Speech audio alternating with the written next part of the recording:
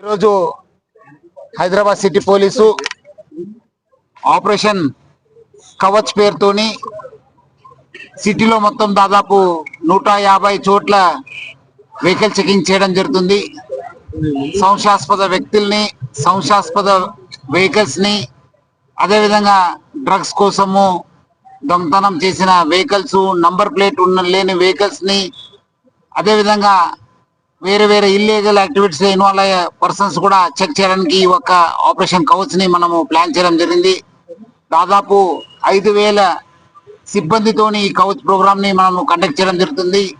రాత్రి 10:30 గంటల నుంచి ఉదయం 12:30 గంటల దాకా, ఆల్మోస్ట్ తెల్లారుజామున దాకా మనము ఈ వెహికల్ చెకింగ్ చేయడము, తర్వాత కొన్ని ఏరియాస్ లో ఫుడ్ పెట్రోలింగ్ చేసి ఆ ఏరియాని డామినేట్ చేయడం జరుగుతుంది. ఈ రోజు నేను అక్కడ మన టోలీ చెక్ చేసి ఇక్కడ మన కిరణ్ నేతృత్వంలో గుల్జార్ హౌస్, చారిత్రాత్మక గుల్జార్ హౌస్ దగ్గర వెహికల్ చెకింగ్ చేస్తున్న ప్రదేశాన్ని నేను చెక్ చేయడం జరిగింది.